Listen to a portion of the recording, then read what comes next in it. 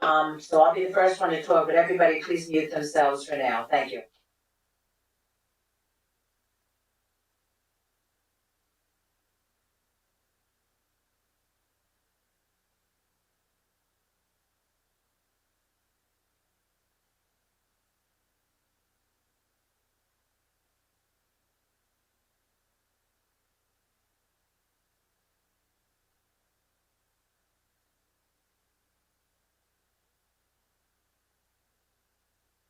We are live now, Madam Chairwoman.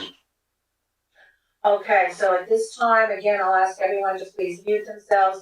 For those of you who have our new tablets, I'm going to ask you all to please put your faces on so the public can see you. And at this time, please rise for the flag salute. I pledge allegiance to the flag, the United States of America, and to the republic for which it stands, one nation, under God, indivisible, with liberty and justice for all. Thank you. Please be seated. Hopefully I'm full.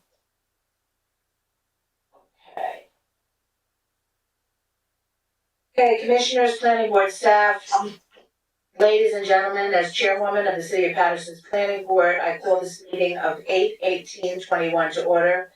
I hereby state that all the provisions of the State of New Jersey Public Meeting Law have been fully and completely met. I hear somebody's microphone on, so please do me the favor, everyone, please mute yourselves, okay, please, until further notice. Thank you. That the notice provisions required have been properly posted. Whose is on? I do hear, but okay, we'll continue.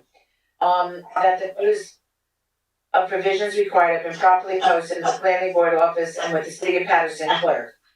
Let me stop right here. I'm not going to go any further. I'm going to ask IT. IT, can you identify whose microphone is on besides mine?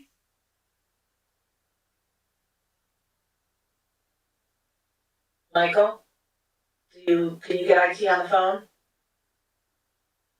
Madam Chair? Yes. It's Yes. Mark Fisher. It was, Michael Ruffin is off now. Okay. Yeah. Okay, so then I'll continue. Okay, thank you.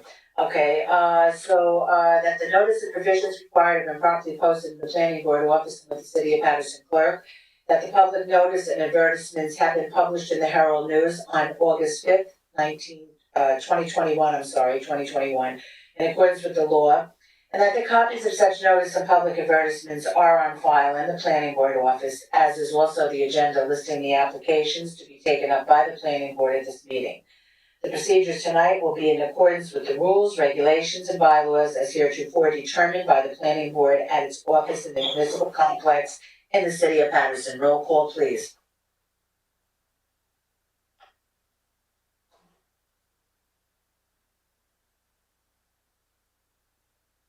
Who's doing roll call?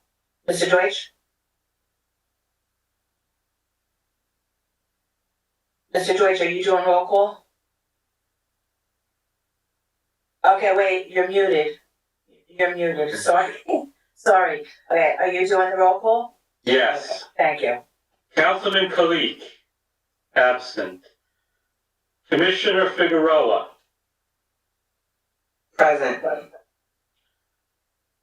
Commissioner Roman, absent. Commissioner Fulmore, Present. Commissioner Santana, Present. Commissioner Cleaves, absent. Commissioner Savalos, absent. Commissioner Fisher, Present. Commissioner Ahmed, absent. Vice Chairman Udine, Present. and Chairwoman Northrup. Present.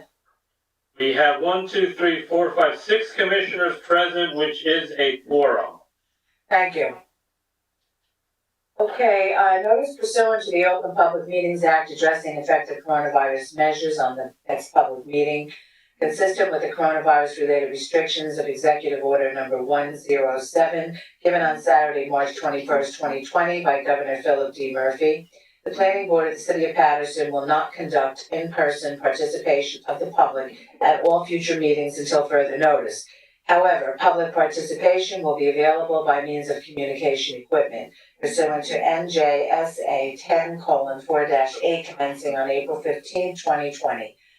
Though there may potentially be a practical need for a limited number of administrative, technical, or other city personnel to be present in or near the council chambers, third floor, City Hall, 155 Market Street, Paterson, New Jersey, in-person participation of the public is prohibited. Nevertheless, for reasons of compliance with the said executive order number 107, public participation will be available by calling 973-321-1579, and the meeting ID is 711-680-001, and I will repeat those numbers later on in the meeting. Okay, for the planning board meeting tonight of Wednesday, August 18th, 2021 at 6:30 p.m. The public may also participate in the meeting by accessing the website of the City of Paterson, www.patersonnj.gov, and following the email link for the meeting, www.patersonnj.gov/planning board. Tonight we have 3 applications on the agenda, and we will begin with JCM Investors 1012 LLC, 41 Godwin Avenue, Block 3604, Lot 45. Mr. Rubin, are you representing this applicant this evening on this application? You're muted. I'm sorry, you're muted. Madam Chairwoman, can we start with 212, 214, 12th Avenue? Okay, you want to start with 212, 214, you did tell me that, I'm right. So, Mr. Rubin, are you representing them this evening? Okay, you're muted, I'm sorry. That's okay. You're okay now, Mr. Rubin, you're okay now. Okay, I'm on now. Yeah, I can hear you, I just want to make sure you're representing the applicant on this. Madam Chair, for the record, Michael Rubin, 1330 Hamburg Turnpike, Wayne Township. We are representing the owner and applicant as to 212, 214, 12th Avenue, as to this application for bulk variance and site plan. Okay, so the Paterson, this would be the Paterson Fund, LLC, 212-214, 12th Avenue, Block 506, Lot 24, is that correct? That is correct. Okay, on a vacant lot, the applicant proposes to construct a new 3-story residential building with a total of 9 units. The first floor proposes a mail and package room, a stairwell, one bedroom unit, and two bedroom units. The second and third floors each propose one bedroom unit and two bedroom units. The parcel has an area of 4,671 square feet. This proposal is within the RA-2 zone of the 4th Ward redevelopment plan. Variances for lot area is required as 5,000 square feet is required and 4,671 square feet is existing. Lot width of 50 feet is required and 46.71 feet exists, and one side yard setback is a minimum side yard setback of 5 feet is required and 0 feet is proposed, and it requires site plan approval and bulk variances. Okay, Mr. Deutsch, would you like to give us your review, please? Yes, thank you, Madam Chairwoman. At this time, I'm gonna ask everyone to please mute themselves once again and let Michael Deutsch give us his review. Thank you. Thank you. Property taxes are current. Persons having a 10% or greater ownership interest in Paterson Fund 1 LLC is Matthew Florio, providing an address of 175 Broadway, Paterson, New Jersey. As indicated on the property survey prepared by Mark Cerfone, licensed surveyor of Lakeland Surveying, and dated March 9, 2020, the parcel is frontage of 46.71 feet on 12th Avenue, a rear lot line that also measures 46.71 feet, and eastern and western side lot lines that measure 100 feet each. The parcel is vacant and is surrounded by a chain link fence. The parcel's lot area of 4,671 square feet for 0.11 acres. This proposal is located on the southern side of 12th Avenue, which is a one-way street in an easterly direction. This proposal is also located 75 feet west of the New York S&W Railroad line. Evans Architect has prepared a 4-page architectural submittal revised to June 11th, 2021. Drawing S1 is the site plan. Details are shown for lighting, the refuse and recycling sheds, and the concrete sidewall. Also indicated are site notes, the zoning table, the 200-foot radius tax map, the existing condition site plan, and a site plan that indicates the proposed lighting and landscaping. A note on the plan indicates that the entire site and site perimeter is to be equipped with video security throughout public areas and site lighting along the traveled public way and parking area. Mr. George, let me just stop you right there. I just want to let the record reflect that Councilman Kalik is in attendance. Thank you. Thank you. Surveillance cameras are to connect to the City of Paterson Police Department system. The new building is proposed to cover 75% of the lot and has an approximate dimension of 70 feet in length and 42 feet in width. The building is proposed to be 3 feet from the front property line, 28 feet from the rear property line, 5 feet from the western side property line, and to be placed on the eastern side property line. To the west and to the east of this proposal, 2.5-story frame dwellings exist and will remain. Landscaping is to be placed along the front of the building. Street trees are also proposed to be placed in front of the building. As lots with a width of 50 feet or less are not required to place off-street parking, no driveway curb cut is proposed and parking will remain on the street in front of the building. Drawing S2 is the site plan details plan and indicates the sanitary sewer connection, the seepage pit section, the water connection, concrete vertical curb and roadway pavement widening, shrub and tree planting details, roof mounted condenser detail, and the utility site plan. A permit is required from the Hudson Essex Passaic Soil Conservation Service prior to final approval. Drawing SK1 are preliminary floor plans. The first floor plan indicates the building entrance from 12th Avenue, a hallway leading to the mail area, and an enclosed package room, the stairs to the upper floors, and doors to each of the 3 first floor units. The 1-bedroom unit contains 698 square feet and includes a kitchen, a living and dining area, an enclosed laundry, mechanical unit, and a full bathroom. The two-bedroom units contain 901 and 911 square feet and include a kitchen, a living and dining area, an enclosed laundry, a mechanical unit, and a full bathroom. The floor plan for the second and third floors are identical in layout. Each floor has 3 units, which include 1 one-bedroom unit and 2 two-bedroom units. All units include a full bathroom, a washer and dryer, and a mechanical unit, a kitchen, and a living room area. The 1-bedroom unit contains 716 square feet. The 2-bedroom units contain 912 square feet and 944 square feet. Drawing SK2 as building elevations. The front elevation view from 12th Avenue indicates the pedestrian access door. The building indicates a brick and stucco finish, double-hung windows of each floor, and a rooftop molding. The rear elevation view of the building indicates a stucco finish and a double window on each floor. The left side elevation indicates a solid stucco finish and no windows. The right side elevation indicates a stucco finish and double-hung windows on all 3 floors. This is a flat-roofed building. The building indicates a top height of 30 feet. The intent of the RA-2 residential district of the 4th Ward redevelopment plan is to permit a more intensive residential use of land with various types of dwellings. The surrounding existing dwellings consist of older and newer multifamily dwellings of 2 and 3 stories in height. Within the RA-2 district of the 4th Ward redevelopment plan, there are other examples of both new and recently approved multiple unit residential buildings that have replaced older structures that have either been vacant and abandoned or on long vacant lots. The applicant requests variances for the following conditions for this proposed 9-unit structure. Variance for lot area is required as 5,000 square feet is required and 4,671 square feet is existing. Lot width is 50 feet is required and 46.71 feet exists. and 1 side yard setback, as a minimum side yard setback of 5 feet is required and 0 feet is proposed.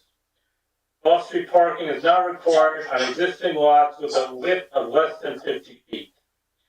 As this is a redevelopment area, the planning board must determine whether granting of the requested variances to allow the number of dwelling units proposed by the applicant is appropriate for the lot and the immediate surrounding area. Residential apartment construction is permitted within the redevelopment area. A mixture of different types of residential units is encouraged. It shall be the responsibility of the applicant and or the preparer of the plan to obtain a letter from the city engineer indicating the plans have been satisfactorily reviewed prior to the plans being released to the construction official. Surrounding land uses. This proposal is in the Wrigley Park section of the city within the 4th Ward redevelopment plan. The area is predominantly residential. There are several schools and religious facilities in the surrounding neighborhood. In conclusion, the applicant estimates the cost of this proposal at approximately $750,000. The applicant should incorporate the design elements contained within the 4th Ward redevelopment plan on the site and within the building. At a meeting held on September 14th, 2020, the planning board approved a proposal at 159-161 12th Avenue to remove the existing structures on the parcels and construct a new 5-story residential building with a total of 20 units. That is your staff review for this proposal, Madam Chairwoman. Thank you, Mr. Deutsch. Mr. Rubin? Yes, Madam Chair, members of the board, thank you. Our first witness is Matt Evans. If he could be sworn by counsel. He will be sworn in. I just have one quick question. How many witnesses do you have this evening? You have, We would have 2 witnesses, Mr. Evans and Williams. In the event that a representative of ownership, if that comes up, we do have several people on call, and they could fill in any gaps that the board may want from ownership. But here's the application itself, Mr. Williams and Mr. Evans. Okay, thank you. So you please proceed with Mr. Evans. Yes, he could be sworn. Please raise your right hand. Do you swear or affirm testimony you're about to give is the truth, the whole truth, and nothing but the truth? Yes, I do. State your full name for the record. Matthew Evans, architect planner, 470 Chamberlain Ave, Paterson, New Jersey. And we accept as an expert witness. Thank you. Thank you. Yes, he's been here a few times. Mr. Evans, you have had the opportunity to prepare a plan that is now before the planning board as to this application. Yes, And you know the site, you've been to the site, you and members of your firm have prepared the documentation and are prepared to testify as to what is proposed this evening. yes. Could you please advise the board, you heard Mr. Goch's report, are you in general accord with what has been stated in the report? Yes. And can you advise the board, is there any treatments that you would like the board to know? Here we are in the 4th Ward redevelopment plan, and we know that we want to create something new and different and exciting in the 4th Ward. Tell us what is being proposed. Okay, I'm gonna post the plans. Let me see if, let me know. Thank you. Thank you, Mr. Evans. I was going to ask you to please post them. Thank you. Can you see them? We can see them, yes. And maybe you can enlarge it just a tad. Thanks. Okay, so basically, let me go back to the first sheet. The first sheet is the site plan zoning, site location plan, basically illustrated previously by Mr. Deutsch. We have the existing conditions plan, and the proposed building, which is a 9-unit, 3-story apartment, and we have a large open landscaped area for open space in the rear.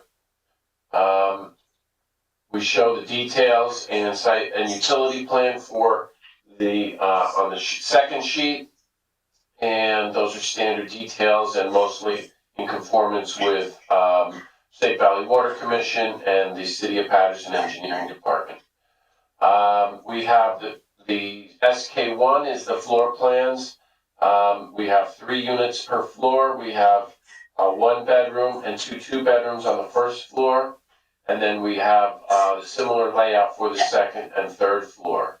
So going to the elevations, basically we have the front elevation, which is 12th Avenue. We have the right and left side elevations and the rear elevation.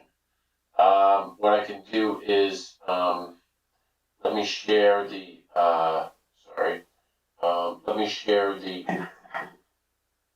site plan. A second here.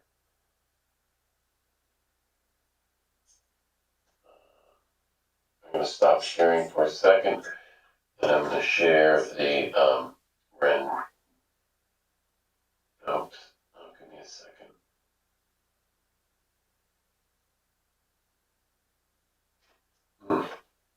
Second, I'll be the elevation. Okay, can you see that?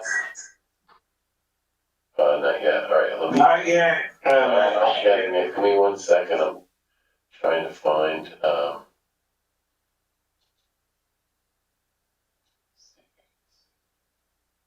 So, can you see the screen? I was coming up, yes.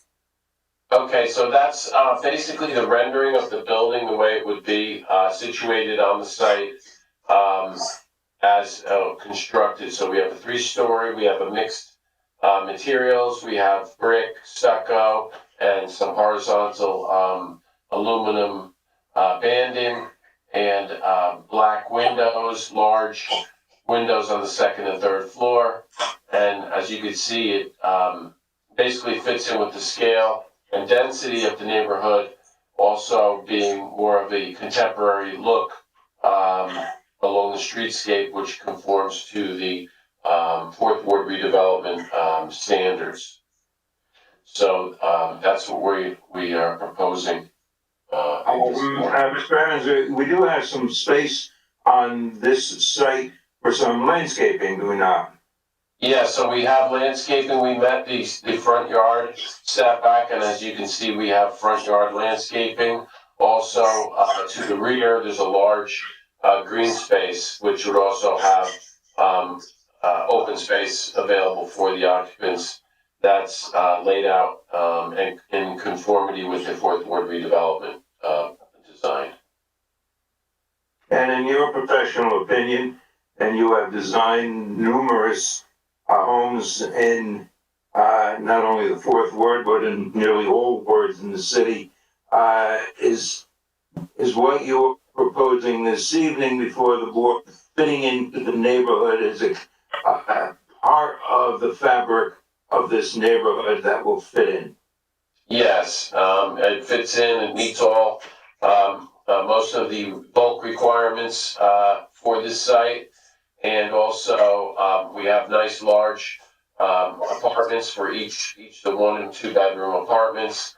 Also having amenities such as their own laundry facilities within the units. And as I mentioned, we have nice large windows to give adequate light and air for the units. And it's aesthetically in keeping with the Fourth Ward redevelopment plan. Thank you. The other questions I would have of this witness, Madam Chair. Okay, I just have, I'm gonna open it up to Mr. Reed, but before I do that, I also want to ask one question. I thought I heard you say that you have some, open space on the roof. Is that correct? No, I'm sorry, open space on the rear. So we have a large rear yard, so we don't need to have an occupied roof Okay. for this design. It's the site is more has more space in the rear that we can use. So we're working. And how much space is, can I ask? How much space is that, do you know? Okay. We It have. was on the site plan, the square footage, I believe. Yes, so we have, looking at the open space, we need 150 square feet per unit, that's 9 apartments. 150 times 9 is 1350, and we have 1350 in the rear of the building. Okay, so at this time, Mr. Rubin, I'm gonna ask you to call Mr. Reed, and then I will open it up to the public and then to the commissioners. All right, you mean the plan, Mr. Williams?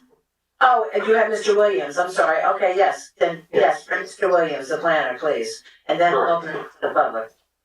Okay, Mr. Williams, if he could be sworn by counsel? Yes, he'll be sworn by Melinda, go ahead. Mr. Williams, please raise your right hand. You swear or affirm testimony you're about to give is the truth, the whole truth, and nothing but the truth?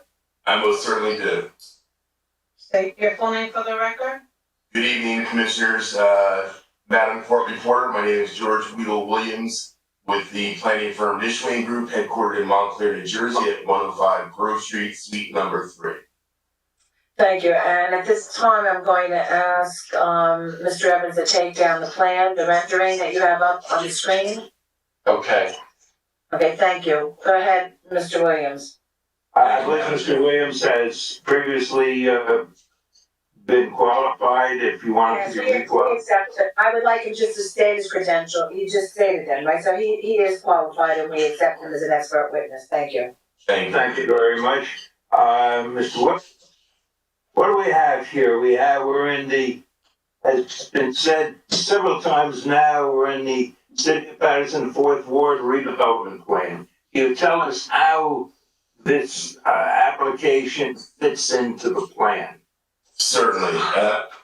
This is an application for site plan approval, and as presented by Mr. Evans in the drawings a moment ago, it is for infill development, which is supported, if not encouraged, by the 4th Ward redevelopment plan, and ticks or meets a number of the objectives of the redevelopment plan, as mentioned in Mr. Deutsch's report. Certainly the addressing blighted, vacant, abandoned properties and the provision of quality housing.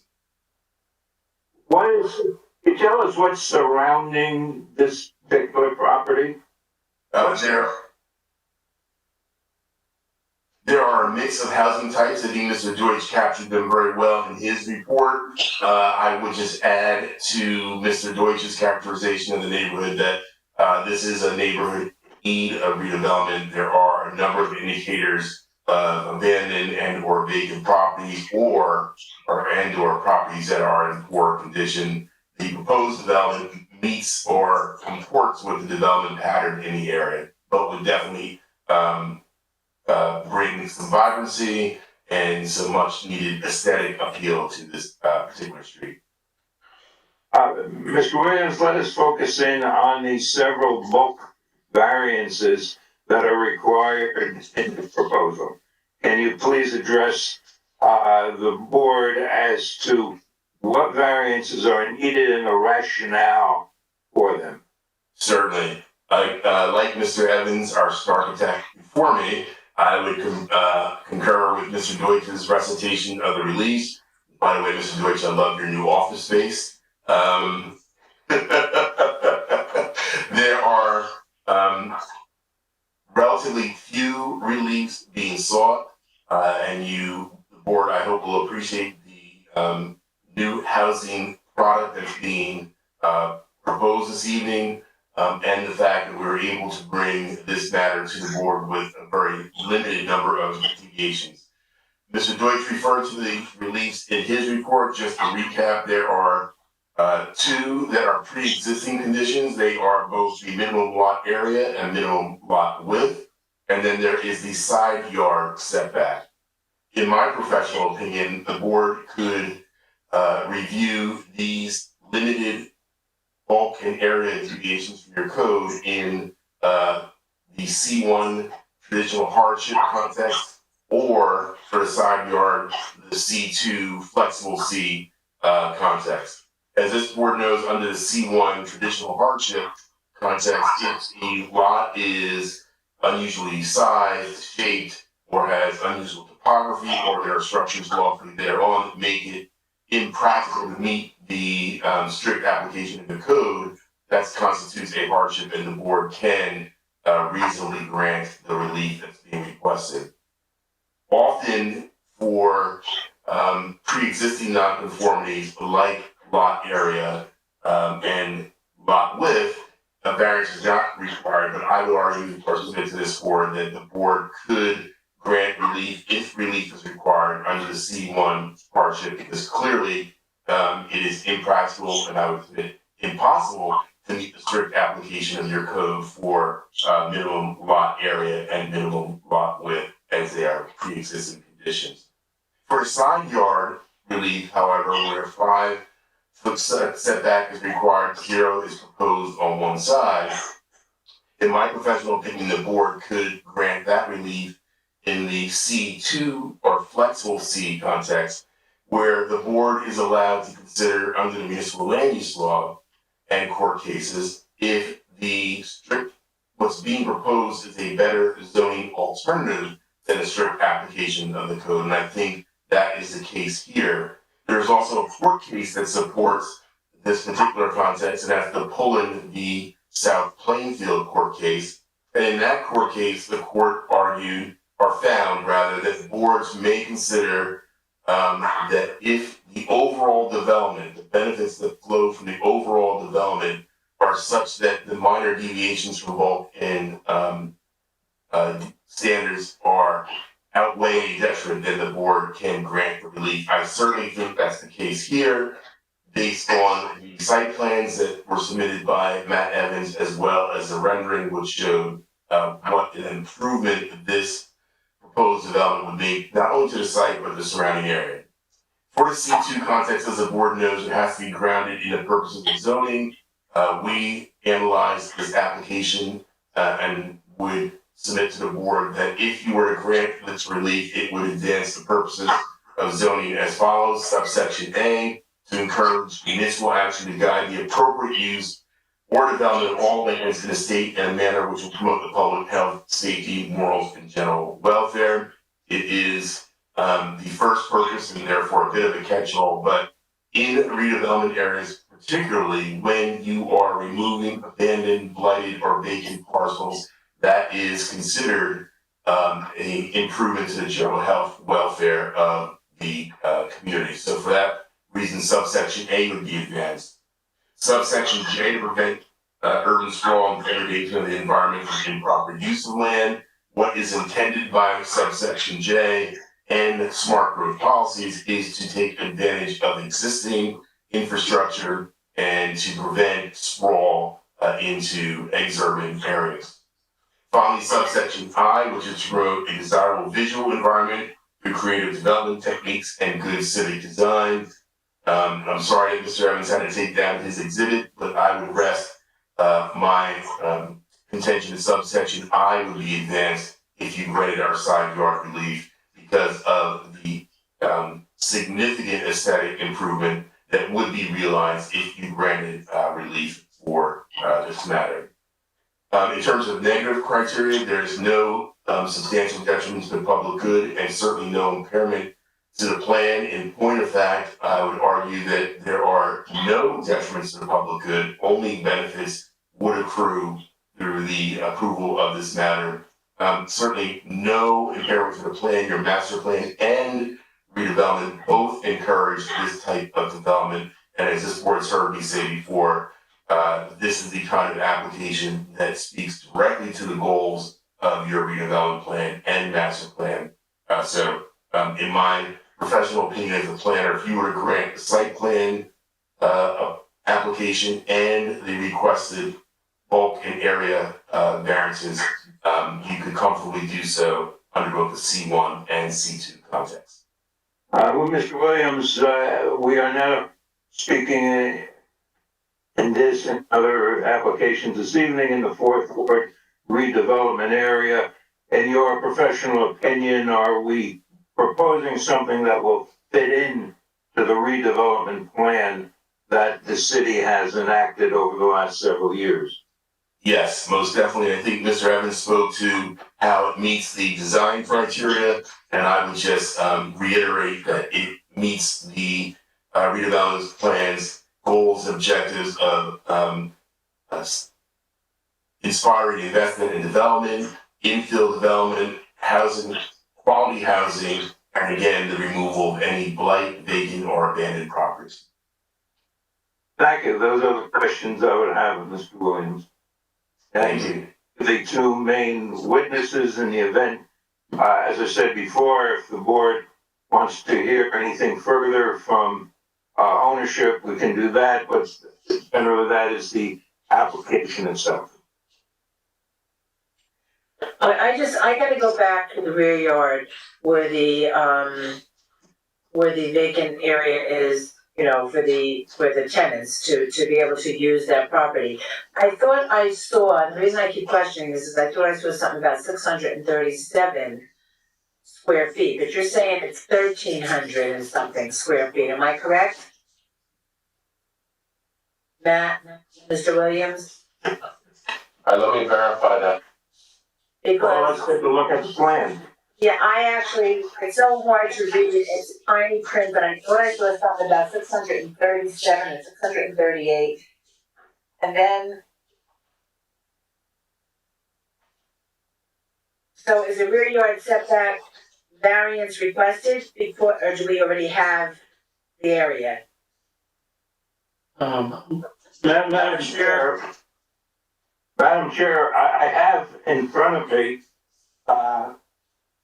Matt's plan, last revision, June 11th, 2021, which is the third revision that we've done in this application. You gotta know that,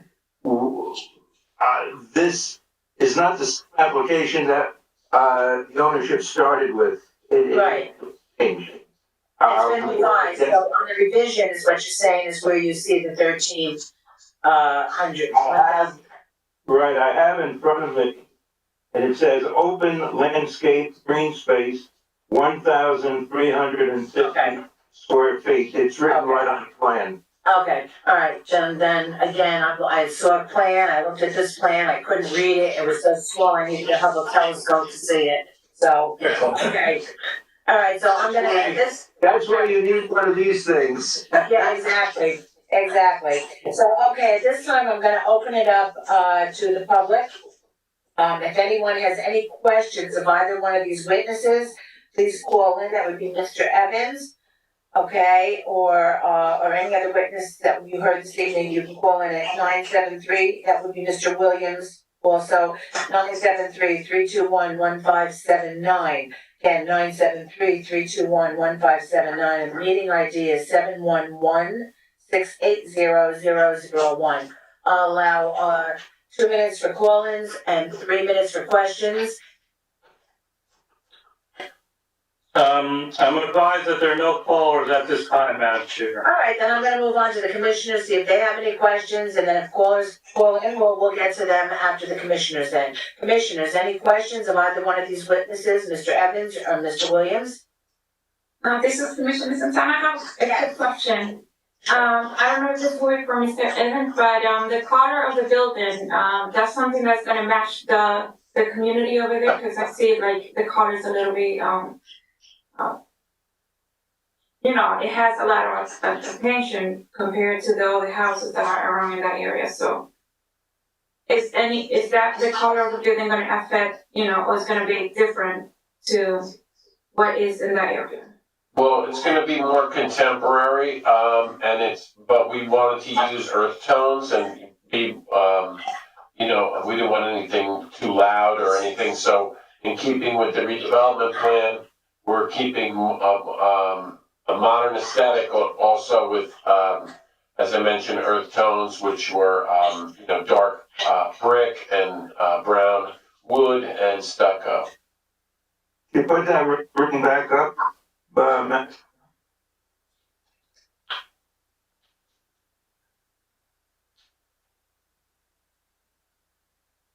This is the rendering that was prepared by your office, Yes, showing the front elevation.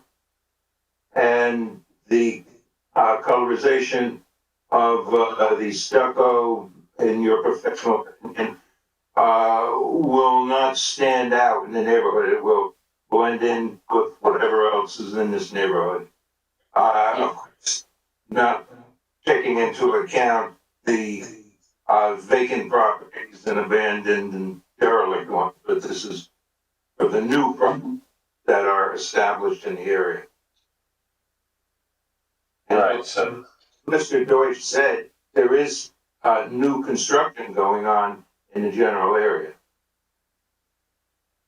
right, so we've done a lot of similar type buildings throughout, the neighborhood in First Ward, Fourth Ward, Fifth Ward, and throughout Paterson. And what we want to do is we want to keep these tones that have a little more aesthetic appeal and, you know, a little more long lasting, not too garish. So I believe that this fits in with the neighborhood and it really will have an impact and long lasting appeal to the area. Ms. Santana, Commissioner, has that answered your question? Okay. Any other commissioners? Any questions of either witness? You can take that down, Matt. Thank you. Chairman, this is Commissioner Dean. Yes, Commissioner Dean, go right ahead, please. May I ask the question to our board attorney first, to Mr. Go ahead. Mr. Akuviva? So, there is no parking spaces required. I'm sorry, I was on mute, I'm sorry. Alright, so can you hear me now? Yes. Okay, so I'm just stating from article number 17, it says that there is no off-street parking spaces are required because, the width of the property is less than 50 feet. Is that the reason parking spaces are not required? So, I would defer to Mr. Deutsch on that. Michael, if you can answer that. Right in the plan. Yes, and that is correct. On lots with a width of 50 feet or less than 50 feet, off-street parking is not a requirement. This is a redevelopment zone, and we're encouraging redevelopment in these areas that have had long vacant lots or properties that have been vacant. so that's for my understanding for the future projects, Mr. Deutsch. So let's say, the width of this property is maybe 55 feet. Would that require parking spaces? Yeah? If it was 51 feet, it would, yes. We do, okay. Alright, so then I have no more questions to the planner. Thank you. So that the record is clear, page 36 of the Fourth Ward redevelopment plan is very concise. The authors of the plan made it clear as to parking with the 50-foot requirement. And that is, as I said, right on that page of the plan. I've been using this redevelopment plan for a long time, and that is a provision that's been there for quite some time. Right. Commissioner Dean, did that answer your question? You're muted, I'm sorry, you're muted. Yes, that answers my question, and those are basically not for only this project, but the future projects as well. Yeah, at 50 feet or less doesn't require. As Okay. long as it's in the Fourth Ward redevelopment plan, Yeah, yes, in the zone. yes. Okay, so, any other questions, commissioners? Any commissioners? Okay, so with that being said, I'm going to ask, we have no callers from the public, is that correct, Mr. Deutsch? No callers, still no callers, right?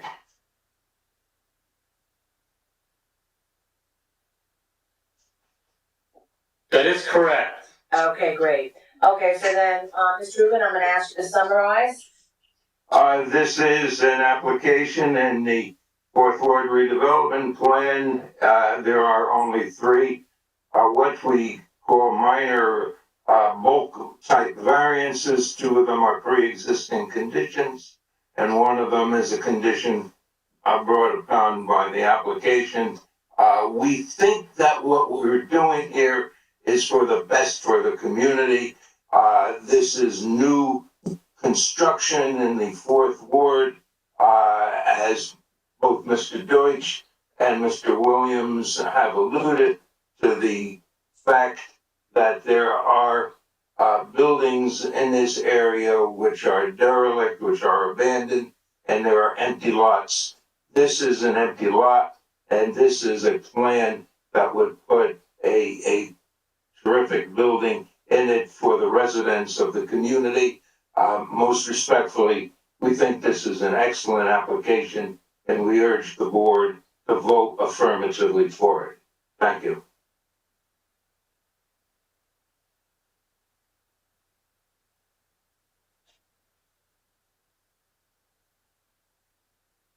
Sorry, I was muted. Commissioners, would anyone like to make a motion on this application? This Commissioner Dean. Yes, Commissioner Dean? Alright, on the application of Paterson Qualified Opportunity Zone LLC 449 East 18th Street, Paterson, New Jersey 07524. The property address 41 Godwin Avenue, block 3604, lot 45. I move that the board of 20 prepare a resolution granting the site plan approval and variances subject to city engineer and PCB Soil Conservation District approval. Thank you. Do I have a second? Second by Commissioner Fisher. Madam Chairman, I don't mean to cut you off, but I believe he said 41 Godwin Ave. This is, Yeah, I'm just, I don't wanna be rude and interrupt.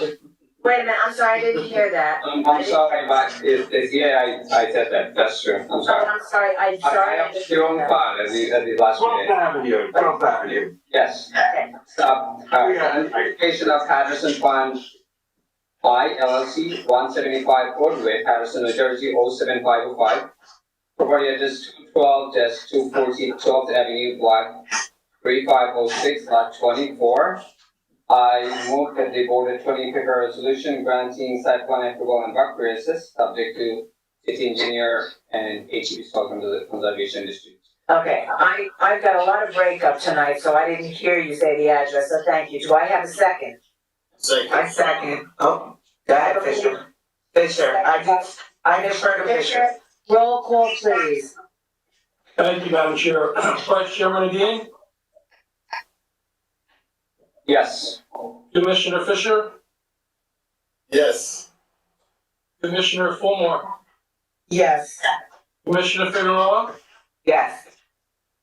Councilman Khalid, Yes. Commissioner Santana, Yes. and Chairwoman Brooke. Yes.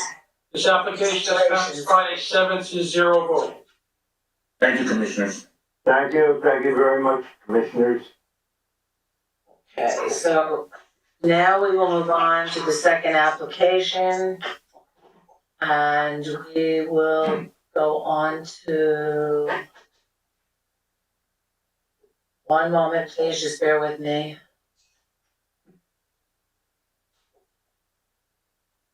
Be careful, they're both numbered 41. Yep. Yep, they are. All right, we're gonna go on to, JCM Investors 1012 LLC, 41 Godwin Avenue, block 3604, lot 45. Mr. Rubin, are you, representing them this evening on this application? Yes, Madam Chair, members of the board, Michael Rubin, 1330 Hamburg Turnpike, Wayne Township, New Jersey, are representing the owner and applicant as to this application at 41 Godwin Avenue in the city of Paterson, which is also in the fourth ward redevelopment plan, which you're going to be hearing a lot more of this evening. Once again, we have Matthew Evans as our site engineer, and I should say as our architect, and Mr. Williams as our professional planner. Okay. So I'm gonna go on with JCM Investors 1012 LLC, 41 Godwin Avenue, block 3604, lot 45. And on a 2,498 square foot lot, the applicant proposes to remove the existing 3-story building and construct a new 3-story residential building with a total of 5 units. The first floor proposes a 1 2-bedroom unit, refuge storage room, a mail and package room, and a water meter / sprinkler room. The second and third floors each propose 2 1-bedroom units on each floor. This proposal is within the RA-2 zone of the Fourth Ward redevelopment plan. Variances are required for the following lot area. 5,000 square feet is the minimum lot size, and 2,498 square feet is existing lot width. A minimum lot width of 50 feet is required, and 25 feet is existing. And one side yard setback, a minimum of 5 feet is required, and 0 feet is provided. So, Madam Chair, there is one change that should be noted. This is a vacant lot now. What was on the property has been demolished, taken away, doesn't exist. This is a vacant lot today, and the record should so reflect. okay, all right, thank you. And you said you have two witnesses this evening. One is Mr. Williams and one is Mr. Evans, correct? Correct. Okay, so Mr. Deutsch, would you give us your review, please? Yes, thank you, Madam Chairwoman. Property taxes and sewer charges are current. Persons having a 10% or greater ownership interest in Paterson qualified opportunity zone. Just 1 second, I lost my review. Okay. Persons having a 10% or greater ownership in Paterson qualified opportunity zone LLC, a Great Fall Investors LLC, providing an address of 449 East 18th Street, Paterson, New Jersey, 07524. Jonas GN LLC, providing an address of 14 On Park Road, Great Neck, New York, and RARQF LLC, providing an address of 11 Middle Neck Road, Suite 400A, Great New York. And I do have the names of the people in the LLC. I will add those to the report when it's time for the memorializing resolution, as it was emailed to me. Yes, we did. Yes, as indicated on the property survey prepared by Mark Sifone of Lakeland Surveying and dated March 9, 2020, Block 3604, Lot 45 is located on the northern side of Godwin Avenue and is frontage of 25 feet on Godwin Avenue. A rear lot line that also measures 25 feet and side lot lines that measure 99.83 feet. Lot 4 is area of 2,498 square feet or 0.06 acres. The survey indicates a 3-story brick frame building exists on the parcel. It did at the time I wrote this report. The survey also indicates existing structures to the east and west of the parcel in question. Godwin Avenue is a one-way street in a westerly direction. Evans Architect has prepared a 3-page architectural submittal revised to June 3rd, 2021. Drawing S1 is the site plan. Details are shown for lighting and concrete sidewalk and shrub and tree planting. Additionally, the plan indicates site notes, the seepage pit section, the rooftop AC unit vibration isolation detail, the zoning ordinance data, and the site plan. The proposed site plan indicates that the proposed building is to cover 60% of the lot and has an approximate dimension of 20 feet in width and 78 feet in length.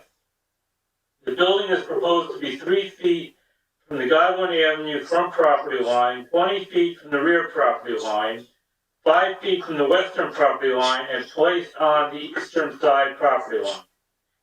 A site plan also indicates shrubbery and landscaping to be placed along the property frontage. A new ADA concrete compliant sidewalk is proposed between the building and the western property line. A note on the plan indicates that the entire site and site perimeter is to be equipped with video security throughout public areas and site lighting along the traveled public way and parking area. Surveillance cameras are to connect directly to the City of Paterson Police Department system. Drawing SK1 are the architectural plans. The ground floor plan is also known as the first floor plan. The first floor plan indicates access into a hallway that either leads to the 2-bedroom barrier-free unit or to a door leading to a lobby area that includes a recyclables and trash room, a mail and package area, a water meter sprinkler room, and stairs to the upper floor. The first floor 2-bedroom unit includes a kitchen, a dining and living area, a laundry closet, a mechanical closet, a full bathroom, and a half bathroom. The unit contains 1,094 square feet. The second and third floor building plans are identical in layout. Each floor includes 2 1-bedroom units that contain 648 square feet and 725 square feet, separated by the interior staircase. Each of the 4 units includes a full bathroom, a washer and dryer, a mechanical unit, a kitchen, and a dining and living area. The roof plan indicates stairs from the floors below that lead to either an area for the mechanical rooftop units or to a 600 square foot amenity rooftop area that includes a bison floating floor with wood decking, landscaping, and a seating area. Drawing SK2 are the architectural elevations. The front elevation view from Godwin Avenue includes a 27-foot in height, 3-story building. The front elevation indicates a stucco facade with windows in all 3 levels. The rear elevation view of the building indicates a masonry facade with windows in all levels. The Godwin Avenue elevation indicates the access door into the building. The building has a stucco facade and windows on all 3 floors.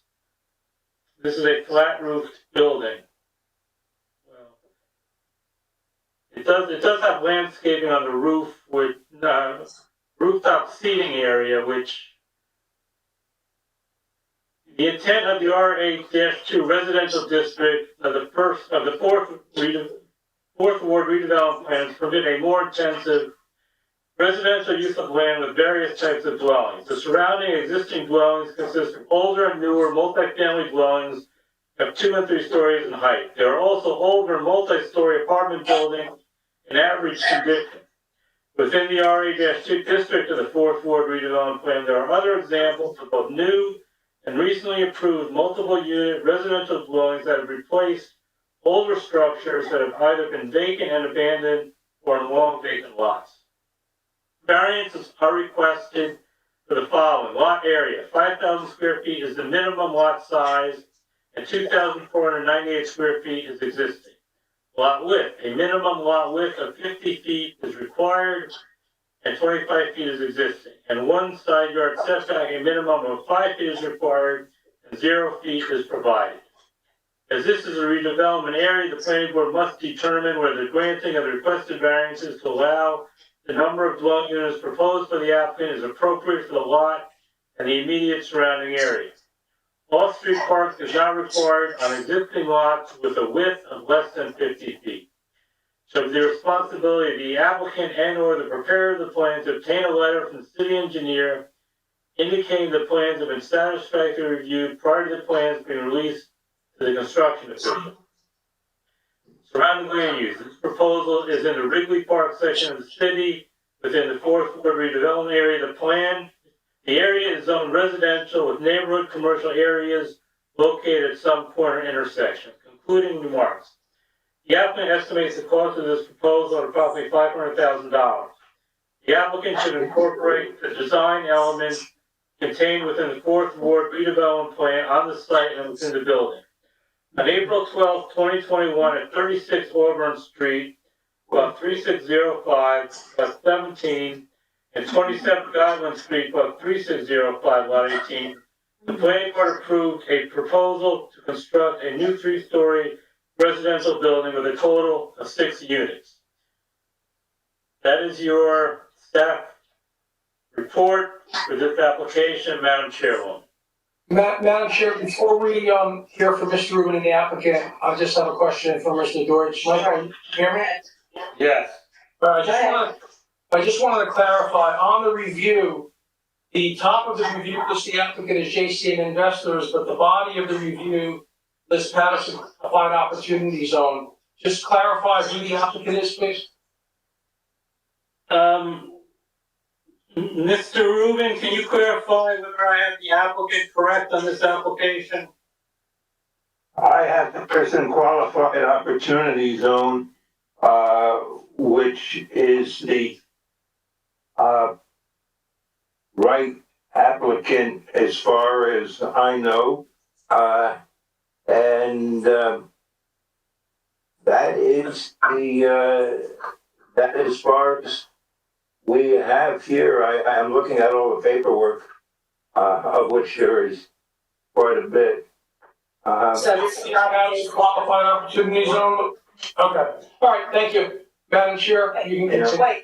Wait, so I have a question, this is not JCM Investors at 41 Auburn? It's Paterson qualified opportunity zone, LLC. In fact, I believe that there was a change sometime between when the application was submitted and when, I advised the applicant that I was going to put this on for tonight's meeting. So the official name is, It should be noted that the principles are all the same. I mean, we all know alright, the principles are all the actual part of name, our organization, and that's who that was, and that's who this is. okay, fine, but the actual name of this application, so that when if somebody makes a motion on this, is what? Qualified what? Paterson Qualified Opportunity Zone LLC. And I see the representative of the owner nodding his head. And Mr. Reed is saying that is correct. And Okay, we are saying that that is correct. Okay, and one other question, Mr. Deutsch. alright, Mr. Deutsch, looking at your paragraph 2, it looks like there are 4 LLCs that combine the ownership or membership of the applicant. Is that correct also? Yes, I just want to, give me one moment, please. Okay.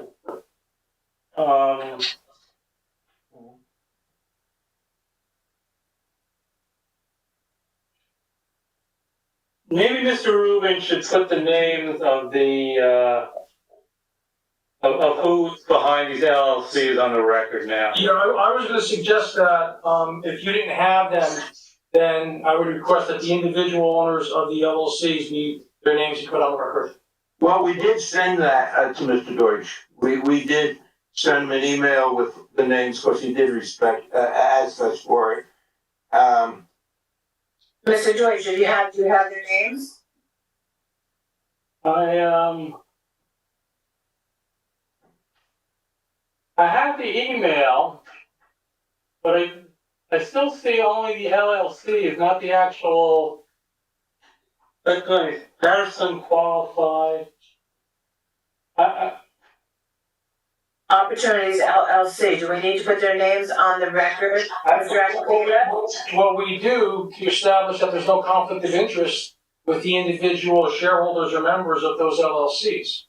Well, I'll make sure that it is confirmed exactly who the persons in interest are. I know we sent it some time ago to Mr. Deutsch, but we'll relook at it and make sure the names are correct. We know that there are no conflicts here, but it should also be noted that that East 18th Street address doesn't exist anymore. We're gone from there. It should be 175 Broadway in the city.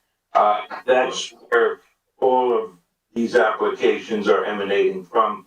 Mr. Rubin, I appreciate your representations, but we can't go forward with the hearing unless we know who the individual owners of these LLCs are. And I don't know if you sent that to Michael. Well, I did. Okay, so if you have that in front of you, if you can just read them onto the record, then we can clarify it pretty simply. Well, I have in my hand something that we were told was needed. Paterson Qualified Opportunity Zone LLC. The last owners were Matthew Florio, Jonathan Donich, Jonisch, and Alan can't pronounce this, Shayyanfekar.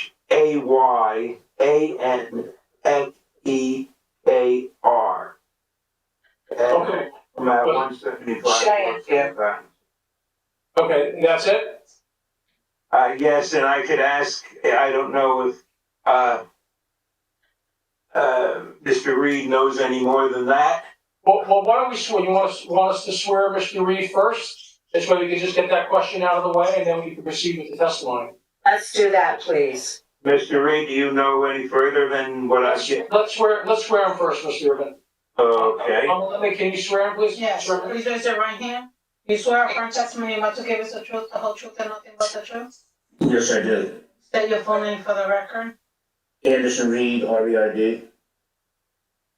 Thank you, Mr. Urban, you can proceed. Can you tell us how you're involved with the application and with the ownership? I'm Director of Development for the applicants. So you know what's going on here, and you heard the testimony so far of what we're trying to achieve.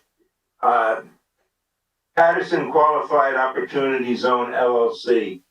Could you tell us the three names that are the owners and interest? Okay, you basically have, obviously, we have Matthew Florio of 175 Broadway, Paterson, Jonathan Jonas, Jonisch of 175 Broadway, Paterson, New Jersey, 07505, and Alan Shayyanfekar, which Alan, A-L-L-E-N, last name Shayyanfekar, 175 Broadway, Paterson, New Jersey. Thank you, Mr. Reed. Okay, so Mr. Aquaviva, we have what we need, we can proceed? Yes, you can proceed, Chair. Okay, so let's start with Mr. Reed since he's sworn in. Mr. Rubin? Well, that's the only thing that we would Yes, want. that's running for that, I believe, so I guess we'll go to Matt Evans now. Yes, we could get, if we Okay. could have Matt Evans sworn in. So, All right, Matt? Mr. Evans? Where is he? You swear affirm testimony you're about to give us the truth, the whole truth, and nothing but the truth? Yes, I do. State your full name for the record. Matthew Evans, architect planner, 470 Chamberlain Ave, Paterson, New Jersey. And we accept him as an expert witness, thank you, please proceed. and thank you, Madam Chair. Mr. Evans, let us talk about 41 Godwin Avenue, lot 45 and block 3604. What has been designed for this site on this vacant property? Okay, I'll share my screen. Let me know if you can see it. Here we are. Okay, so basically we have sheet S1, we have sheet SK1 and SK2. Going back to S1, we have the site plan, site details, showing the building, the footprint, landscaping, rear open space, the zoning ordinance data, and other utility connections for the building. Going to the ground floor plan, as Mr. Deutsch illustrated previously, we have a 2-bedroom unit. It's a handicap unit or barrier-free type unit, and it's over 1,094 square feet, which is over the minimum of 900 for a 2-bedroom. So we have large bedrooms, large living, open kitchen area, and we have for the common area we have the central stair, a mail package room, recycling, and garbage room. We have the second and third floor, which are consistent, similar in nature. We have 1-bedroom units, which both meet the minimum square footage of 600 square feet. We have unit 202 and 302 are 648, and unit 201 and 301, which are 725 square feet. We also have rear open space in the back of the building, which is 25 by give me 1 second here. Rear step back. 25 by 20, so that's 500 square feet.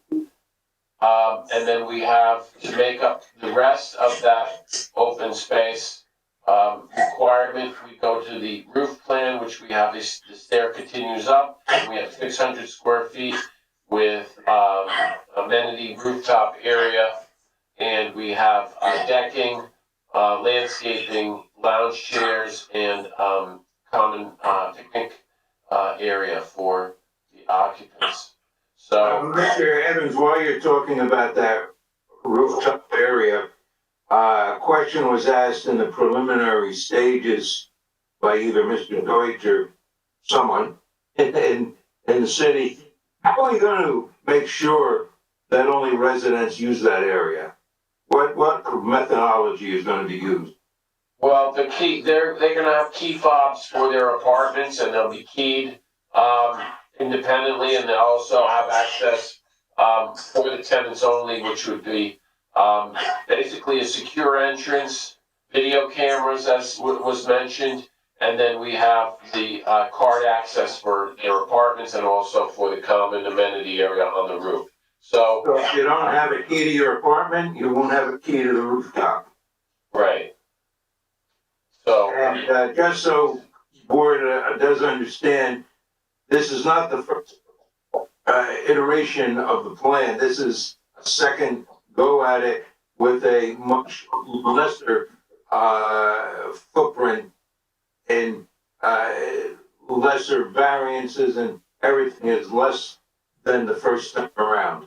yes, we wanted to conform as much as possible. I mean, we have two pre-existing non-conforming variances, which are the area and the width. But we also have the only side yard, we're creating a variance for that due to the narrowness of the lot. Going to the SK2, we have the elevations, as you can see. We have different materials. As I mentioned, we have large windows. And the like. I'll share the let me turn that off. We have, I don't know if you can see that, can you see the rendering? Yes, thank you. Okay, Yes. so basically what we have, you can see the building in context with the neighboring buildings. There's an existing structure to the right, and then there's the grocery store to the left, which looks like it's from the mid 1800s. And we have, you can see in the far left side, there's a building under construction, which is another one the developer is working on presently. So as you can see from the rendering, it's pretty much going to look like this when it's complete. I mean, the photorealistic quality of the rendering gives you a sense of how it's going to fit in with the scale and the density that's existing in the neighborhood. So we have landscaping in the front because the building is set back. We have a nice canopy over the entrance, and we have large windows, casement windows for the units. So that's how it will fit in with the neighborhood, and that's how we did previously. We have different materials.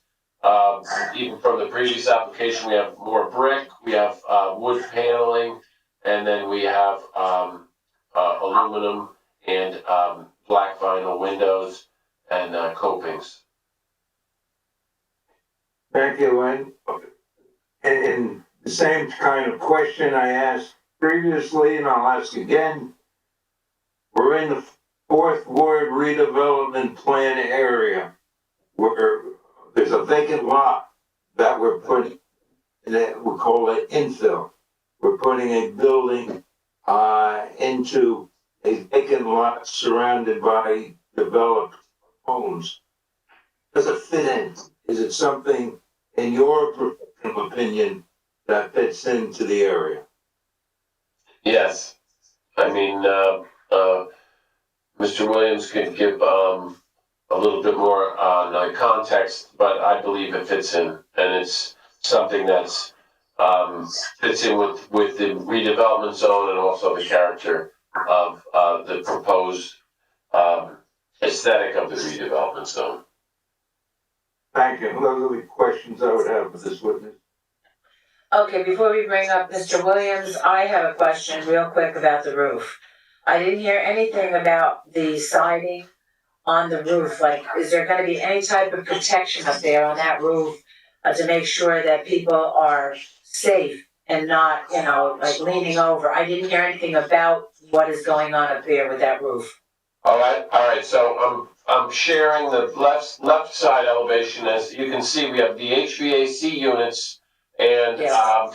they are covered by the side, basically there's a large parapet wall. With Right. common areas that are used by, you know, as in a commercial element or a multifamily element, you need to provide at least 42 inches from the ground to protect anybody from going, you know, within that space. So that would meet code for the protection and the perimeter of the open space up there. So that would. But what kind of material? What kind of material, Well, it's gonna be framed, it's gonna be a framed material, like the building, and then it would just be, covered with the siding and, more impervious materials. When the inside will have panels, like a panel of, thing that would be flush with the parapet itself. Okay, all right, thank you. Okay, so at this time I'm gonna ask, Mr. Rubin, would you please bring, and we'll have Mr. Williams sworn in, please. Yes, Mr. Williams could be on the call. I believe he is here. And if you could take down, thank you. Mr. Williams, and if council can please swear in Mr. Williams. Do you swear affirming testimony you're about to give is the truth, the whole truth, and nothing but the truth? I most certainly do. Please state your full name for the record. Good evening, Commissioners. Good evening, Madam Court Reporter. My name is George Weedle Williams with the Nishran Group, 105 Grove Street, Suite number 3. And I assume Mr. Williams' credentials are allowed? We look. You're muted, Madam Chair. We accept him as an expert witness, please proceed. Thank you. Mr. Williams, tell us what's been happening here on this site and your view as a professional planner. Certainly, Mr. Rubin and Commissioners, I apologize up front. This is going to sound a bit redundant because each of the applications before you this evening are very similar. They're all infill development and they're all located in your 4th Ward redevelopment area. So I'll begin by saying that I concur with Mr. Deutsch's staff report as he captures the facts of the application, the location of the site, being in the 4th Ward redevelopment area, and the reliefs that are being sought this evening. I would just add again, our star architect, Mr. Evans, is showing a new housing product from the applicant and introducing in this particular application a rooftop amenity, which I think not only advances the goals and objectives of your redevelopment plan, but goes above and beyond in terms of introducing quality housing and urban amenities. Going right to the release, again, Mr. Deutsch captured those in his report. There are only 3, and I will characterize them all as being minimal. The first 2 are pre-existing conditions, and they are for the minimum lot area and minimum lot width, as spoken to by Mr. Deutsch and subsequently Mr. Evans. The third is a similarly negligible bulk and area variance. Is for the minimum side yard on one side, 5 feet is required, and as you've heard, 0 feet are proposed. The 4th Ward redevelopment has as its purpose to revitalize the 4th Ward, reduce the blighting impacts of abandoned and vacant properties, and provide quality new housing options for all area residents, and that's on page 27 of the redevelopment plan.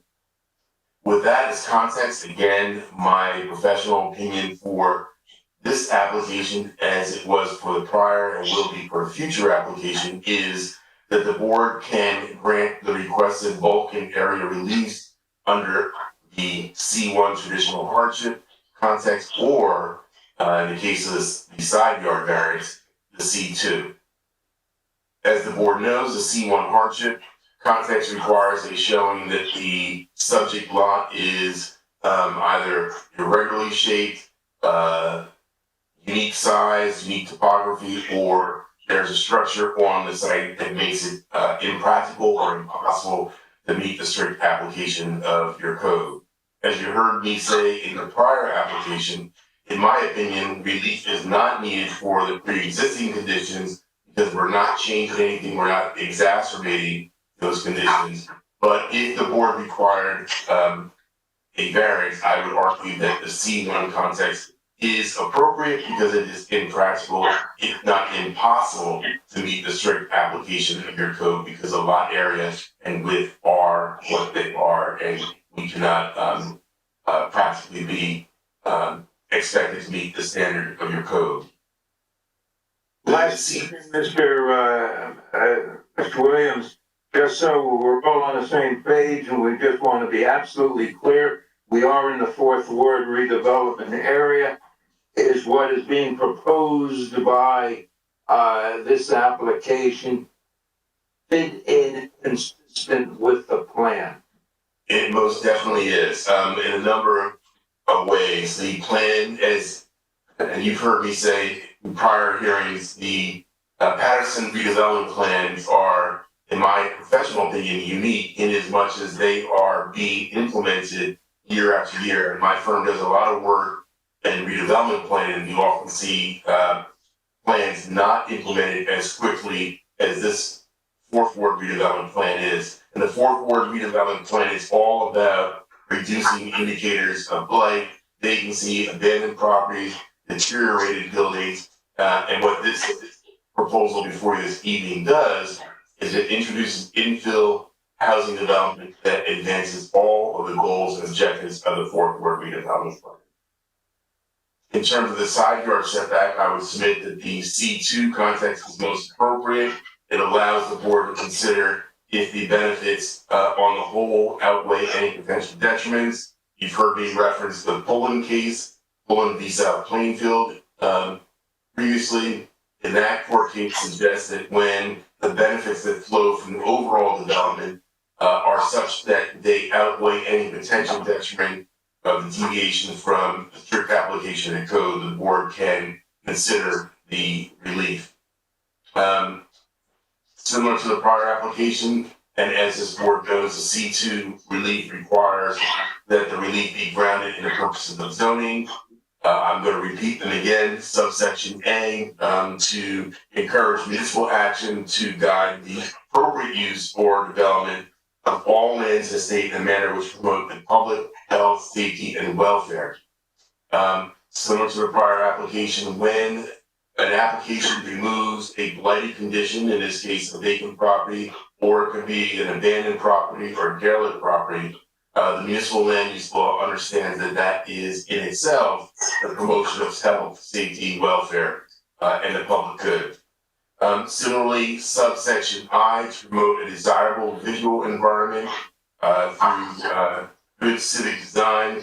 Mr. Evans' approach to design on this particular matter evidences good aesthetic and visual environment improvements. And it's important to note it's not only for the site, but an improvement to the overall character of the neighborhood. And as we visited this site and walked the surrounding neighborhood, there are a number of indicators of abandoned and derelict and or deteriorated properties. And this should serve as a catalyst for future investment and development that will bring similar aesthetically pleasing development to the area.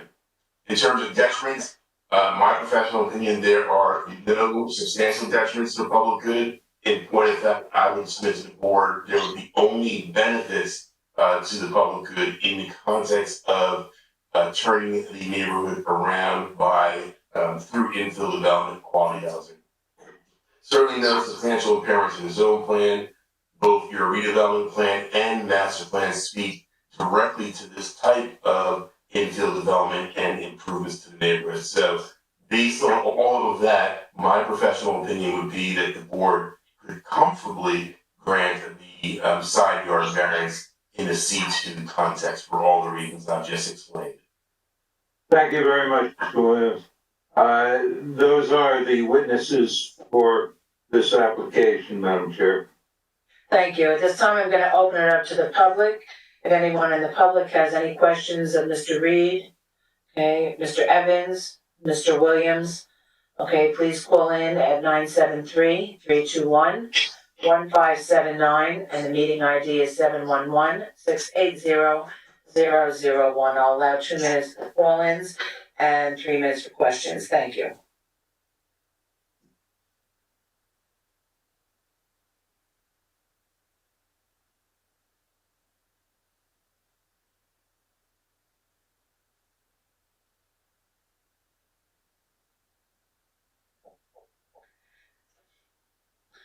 Mr. Deutsch, let us know if you have any call-ins, please.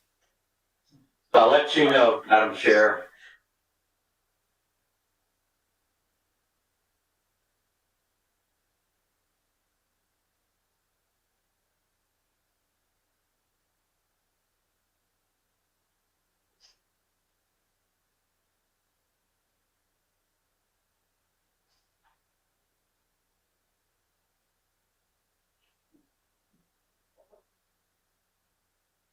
No callers at the moment, Madam Chair.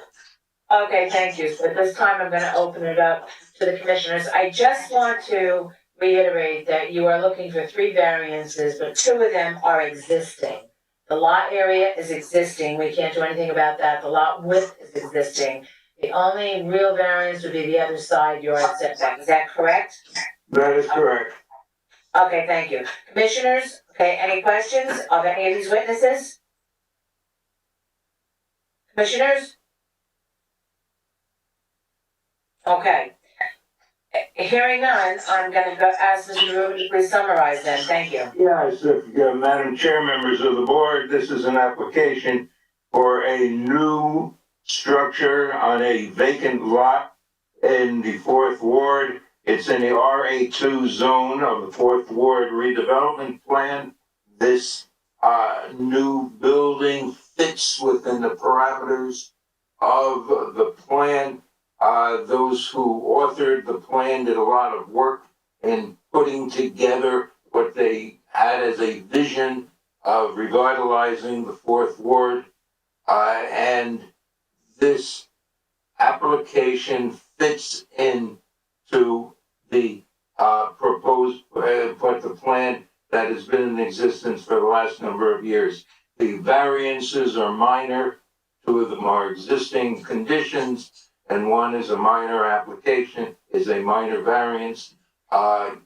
These are not use variances that go to the use. This is bulk variances, which this planning board has a right to review. Most respectfully, I believe that what we are proposing is a betterment to the community, and it's something to be proud of. And I ask that the board act affirmatively as to this application. Thank you. Okay, thank you. Commissioners, would any commissioner like to make a motion on this application? Did I hear somebody? I would like to introduce the motion. Yes, Commissioner Figueroa, please. Okay. On the application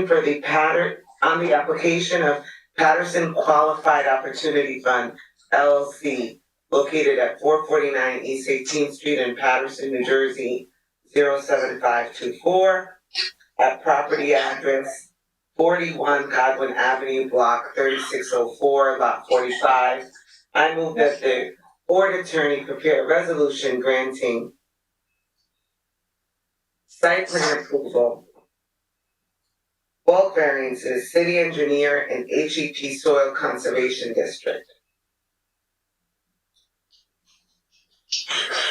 I believe that's it.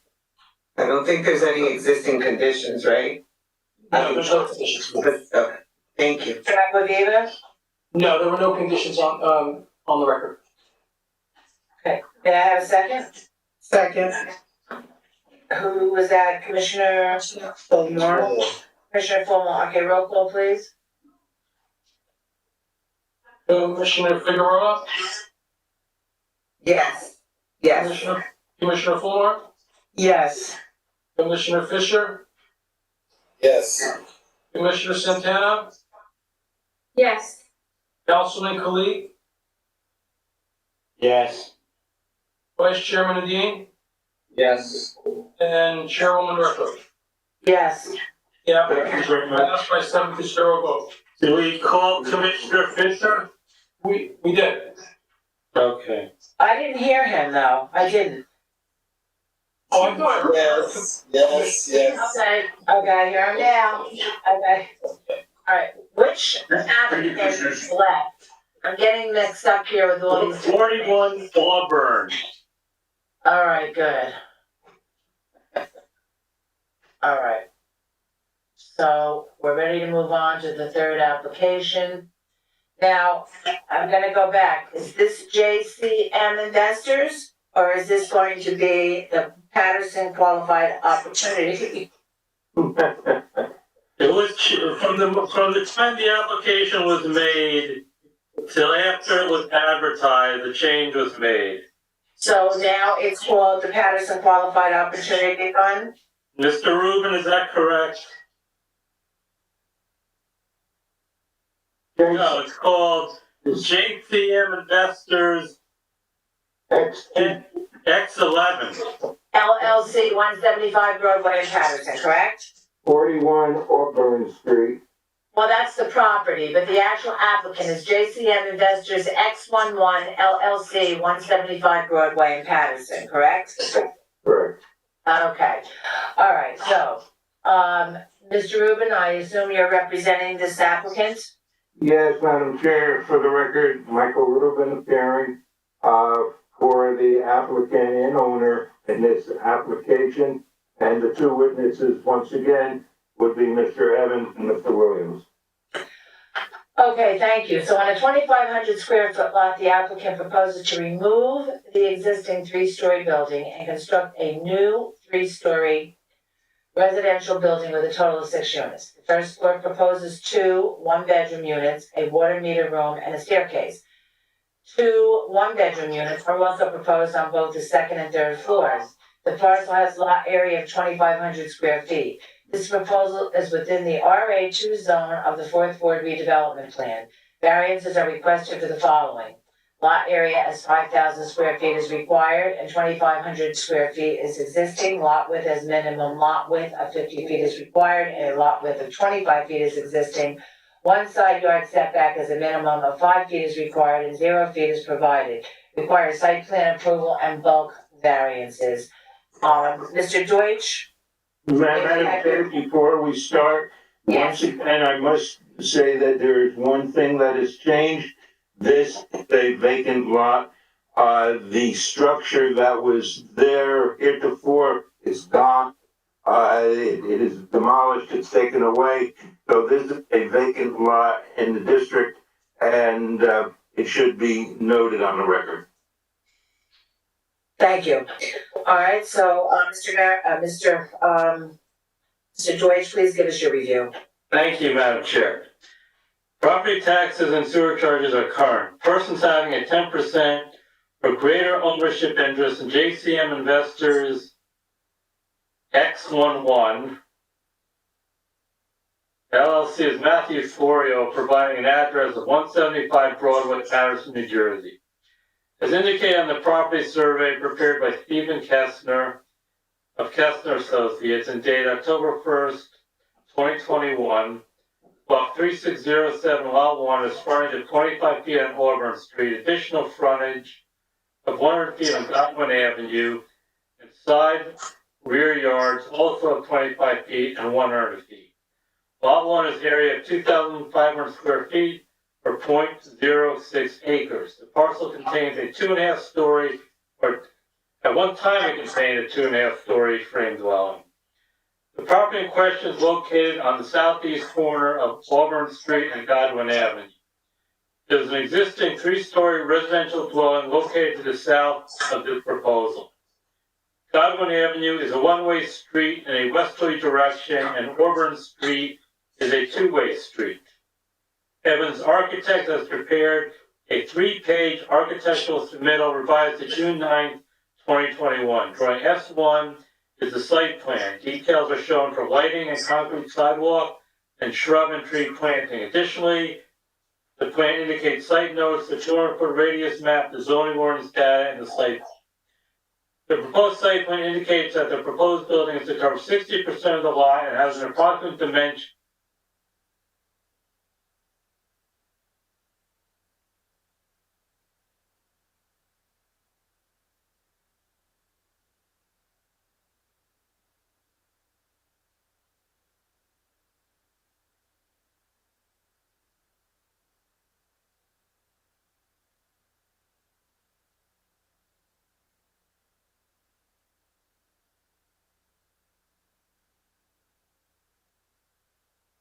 Perimeter is to be equipped with video security throughout public areas and site lighting along the traveled public way and parking area. Surveillance cameras are to connect to the City of Paterson's police department system. Drawing SK1 are the architectural plans. The ground floor plan is also known as the first floor plan. The first floor plan indicates access into the site from the Godwin Avenue side of the building into a hallway that either leads to the stairs to the upper floors or to doors to the 2 one-bedroom units and a water meter room. The first 4 one-bedroom units each include a kitchen, a dining and living area, a laundry closet, a mechanical closet, and a full bathroom. The unit contains 663 square feet and 739 square feet. The second and third floor building plans are identical in layout. Each floor includes 2 one-bedroom units that contain 648 square feet and 725 square feet, separated by the interior staircase. Each of the 4 units includes a full bathroom, a washer and dryer, a mechanical unit, a kitchen, and a dining and living area. The roof plan indicates stairs from the floors below that lead to either an area for the mechanical rooftop units or to a 600 square foot amenity rooftop area that includes a floating floor with wood decking, landscaping, and a seating area. Drawing SK2 are the building elevations. The front elevation view from Auburn Street indicates a 27-foot in-height 3-story building. The front elevation indicates a stucco facade with windows in all 3 levels. The rear elevation view of the building indicates a masonry facade with windows on all levels. The Godwin Avenue elevation indicates the access door into the building. The building has a stucco facade and windows on all 3 floors. This is a flat roof building. The intent of the R8-2 residential district of the 4th Ward redevelopment plan is to create a more intensive residential use of land with various types of dwellings. The surrounding existing dwellings consist of older and newer multi-family dwellings of 2 and 3 stories in height. There are also older multi-story apartment buildings in average condition. Within the R8-2 district of the 4th Ward redevelopment plan, there are other examples of both new and recently approved multiple unit residential dwellings that have replaced older structures that have either been vacant and abandoned or on long vacant lots. Variances are requested for the following. Lot area is 5,000 square feet is required and 2,500 square feet is existing. Lot width as a minimum lot width of 50 feet is required and a lot width of 25 feet is existing. 1 side yard setback as a minimum of 5 feet is required and 0 feet is provided. As this is a redevelopment area, the planning board must determine whether the granting of the requested variances to allow the number of dwelling units proposed by the applicant is appropriate for the lot and the immediate surrounding area. Off-street parking is not required on existing lots with a width of less than 50 feet. Shall be the responsibility of the applicant and or the preparer of the plan to obtain a letter from the city engineer indicating the plans have been satisfactorily reviewed prior to the plans being released to the construction official. Surrounding land use. This proposal is in the Wrigley Park section of the city within the 4th Ward redevelopment plan. The area is zoned residential with neighborhood commercial areas located at some corner intersection. In conclusion, the applicant estimates the cost of this proposal at approximately $500,000. The applicant should incorporate the design elements contained within the 4th Ward redevelopment plan on the site and within the building. The applicant has not indicated recyclables and trash storage for a mail or package area. On April 12th, 2021, at 36 Auburn Street, block 3605, lot 17, and 27 Godwin Street, block 3605, lot 18, which is, I believe, diagonally across from this location. The planning board approved a proposal to construct a new 3-story residential building with a total of 6 units. That is your staff review for this proposal, Madam Chairwoman. Thank you. Mr. Rubin? Yes, thank you, Madam Chair. Our first witness is going to be Mr. Evans, if he could be sworn by counsel. Do you swear affirm testimony you're about to give us the truth, the whole truth, and nothing but the truth? Yes, I do. State your full name for the record. Matthew Evans, architect, 470 Chamberlain Ave, Paterson, New Jersey. Thank you. We accept him as an expert witness. Thank you. Mr. Evans, and you are qualified once again. Tell us what is being designed at this address of 41 Auburn Street. Okay, so I'm sharing the screen. You can see the screen now. So, similar to Mr. Deutsch's report, it's a 6-unit apartment we're proposing. It's a corner lot, so it faces Auburn Street and Godwin Avenue.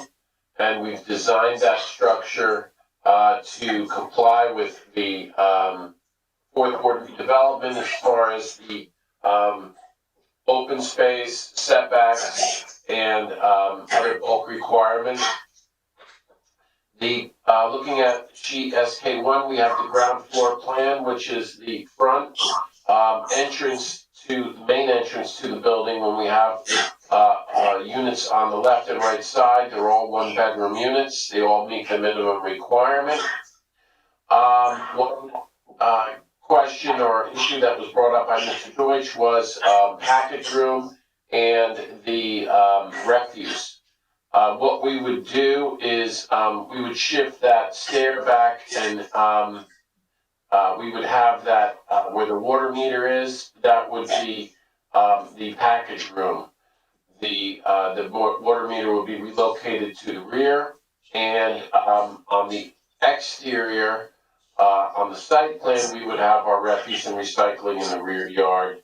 I'll zoom in a little bit here.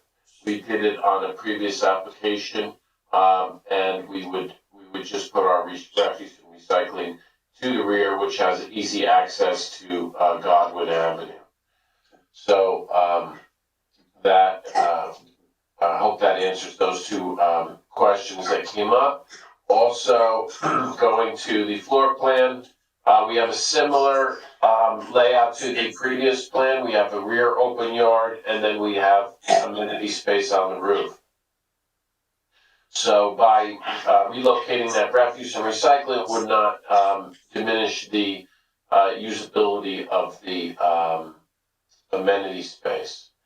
We have the elevations. We have Auburn, Godwin, which is the, as I mentioned, the main entrance, and showing the rear elevation and the right side elevation. Matt, can you put up the rendering that we have of this building? So as you can see, Godwin is coming down towards Straight Street. This is the intersection of the Godwin and Auburn, and we have the proposed building. We have nice brick on the base level. We have stucco, 2-tone stucco, and also wood paneling on between the windows. And we have landscaping along the side yard on Godwin Street, on Godwin Avenue. And we have these 2 street trees in conformity with the Fourth Ward redevelopment streetscape. And also we have a green area in the front of the building with also landscaping. So as you can see in the context, the building is meets the bulk or matches the bulk and scale and density of these other structures in the area. And I believe it fits in. We have nice large open casement windows, throughout, and that would be, the presentation at this point. Matt, can you please point out the bulk variances, that are needed in this application, specifically what violation to the zoning ordinance or, to the redevelopment plan do we have that need a variance for? Okay, we have two, pre-existing, the minimum lot area, minimum lot width. That would be an existing variance with any application. And we have the side setback, which we created, in order to get, some decent width out of the building. Otherwise, we have, a very, thin building, and we would be seeking relief for that. So those would be, we met the other criteria and exceeded that with the other proposed setbacks. Thank you. A couple of questions I don't have of Mr. Evans. I'll just have one quick question, Mr. Evans. Where is the mailroom? Like, you know, for people who are gonna have packages delivered. Right, so what I mentioned previously, let me zoom in on this a little bit. Yeah, because it's very tiny. I Yeah. can't. Okay. So we have the main entrance, this room here, we would, this would be the package room under the stair. So we have that water meter would be relocated, and we would have that as our package room. So being for 6 units, I think it's adequate space for this packages. All right, good enough. All right, so Mr. Rubin, would you please call your next witness? Yes, Mr. Williams, if Mr. Williams could be sworn in. Please raise your right hand. You swear upon testimony about to give us the truth, the whole truth, and nothing but the truth? I most certainly did. Please state your full name for the record. Yes, good evening, commissioners, good evening, Madam Certified Court Reporter. George Guido Williams, Swing Group, 105 First Street, Suite number 1. And we accept him as an expert witness. Thank you. Thank you. Mr. Williams, talk to us about the planning requirements and what we have in this application. Commissioners, I hate to do this to you, it's gonna sound like a replay of the prior 2 applications, but for the record, I'd just like to go through a couple of things and get to the proofs. Again, I concur with your board planner, Mr. Deutsch's report and how he captured the facts of the application. Specifically, the reliefs that we're seeking are just 3 again. This is a matter like the prior applications that is in your 4th Ward redevelopment area. The purpose and intent of the redevelopment plan is to revitalize a stubbornly non-conforming neighborhood or community, meaning to redress indices of blight, abandonment, taxes not being paid, or deteriorated structures. And the idea is through redevelopment planning to create an incentive for investment and development to redress those issues. And as this board can imagine, when that is done successfully, as it has been done in Paterson, it also addresses a plethora of other issues like crime, et cetera, et cetera. And so the applicant before you this evening is seeking site plan approval with 3 relatively minor variances, all of which, if approved, would advance your redevelopment plan and master plan. As Mr. Deutsch mentioned earlier, those variances are for minimum lot area, minimum lot width. Both of those conditions are previously existing nonconformities. And the last variance, the 3rd, is also a relatively minor deviation from your code, and that is for 1 side yard where 5 foot is required and 0 is proposed.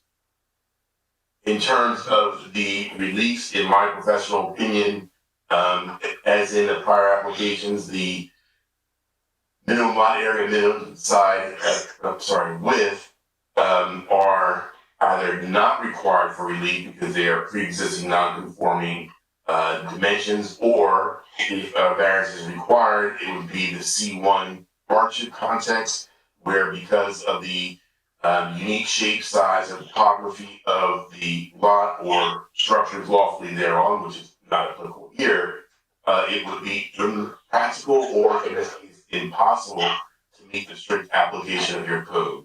And so the C1 hardship context would be most appropriate, in my opinion, for the minimum lot area and minimum lot width standards in the RA2 district of the fourth ward redevelopment area. For the side yard setbacks. Yes, go ahead. Sorry, Council. So for side yard deviation, it would be the C2 context, which allows the board to consider if the benefit of deviating from the strict application of your code is a better zoning alternative than strict application of your code. Then I would submit to the board that, in my professional opinion, that is certainly the case here. As you've heard me mention earlier, there's also a court case, the Pullen v. South Plainfield court case, which acknowledges the board may consider the overall benefit of the development, in this case, infill development in a redevelopment area with the provision of quality housing in a redevelopment area. And the aesthetic that are spoken of by Mr. Evans, and the urban amenity in the form of a rooftop space for tenants. So the Pullman case seems, in my opinion, would be most appropriate in this case application as well. The C2 requires that the application and the release be grounded in the purposes of zoning according to municipal land use law, and in my professional opinion as a planner, the following purposes of zoning would be advanced if you were to grant our relief. As in the prior applications, I begin with subsection A, which is to encourage municipal action to guide the appropriate use or development of all lands in the state in a manner which will promote the public health, safety, welfare, morals of the community. And as you've heard me say before, that particular purpose of zoning is appropriate in this application, particularly because the application is in a redevelopment area, and if you were to grant our application, we would be removing one of the indices of blight in a redevelopment area, therefore necessarily advancing the health, welfare, and morals of the community. Finally, subsection I, which is the promote desirable visual environment through creative development techniques and good civic design. Mr. Evans, our project architect, focused on a number of design amenities. He spoke about them in his testimony: the fenestration, the landscaping, the ability to site this building on a uniquely shaped piece of property, all of which would enhance not only the site, but the surrounding area, and that goes directly to the intent or goals and objectives of your redevelopment area. So I would submit to the board that subsection I would be advanced if you granted our relief. In terms of the negative criteria, in my professional opinion, there would be no substantial detriment to the public good. In fact, if you were to grant this relief, even with the side yard setback, you would actually improve the neighborhood character by removing a condition that was addressed in your redevelopment plan as being unacceptable. There'd be no substantial impairment to your plan, that is your master plan or your redevelopment plan. In point of fact, if you were to grant this application with its release, you would be advancing a number of goals and objectives of both your redevelopment plan and your master plan. So for those reasons, in my opinion, the board could comfortably grant the deviations from your bulk and area standards as in the context of both C1 for the pre-existing deviations and the C2 for the proposed side yard deviation. Thank you, Mr. Williams. Just so we all are on the same page, we're in the fourth ward redevelopment plan area, an RA2 zone of the plan. It is your professional opinion that this proposal that we are presenting this evening fits into the neighborhood plan, that we have something that is consistent with the plan has been formulated by the city over the last number of years? Yes, Mr. Rubin, in my professional opinion, having reviewed this redevelopment plan almost as many times as you have, the proposed application this evening for this site would advance the goals and objectives of the redevelopment plan and would comport with the surrounding neighborhood, and certainly the vision for the RH district would be advanced. Thank you. Those are the witnesses, questions I would have of this witness, Madam Chair, and those are the two witnesses we would have for the application. Okay, so at this time, I'm going to open it up to the public. If there's anyone in the public that has any questions of Mr. Williams or Mr. Evans based on their testimony, please call in at 973-321-1579. The meeting ID is 711-680-001. I'll give 2 minutes for call-ins, 3 minutes for questions. Thank you.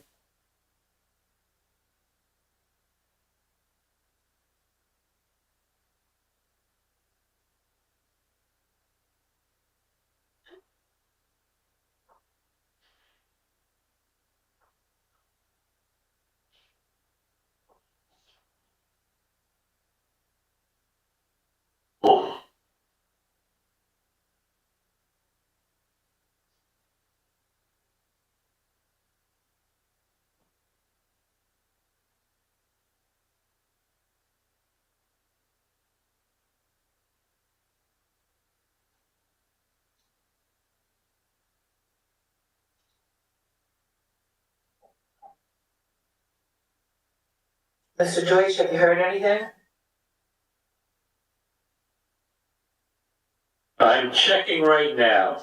Okay, thank you.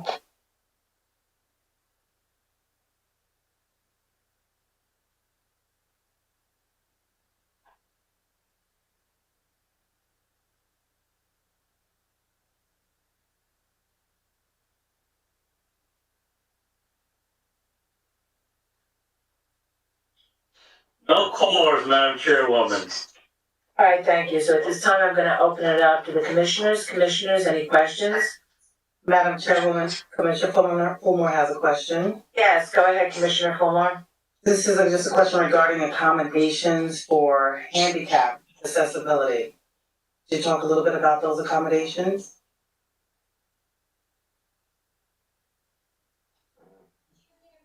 That's for you, man, just trying to escape. That would be you.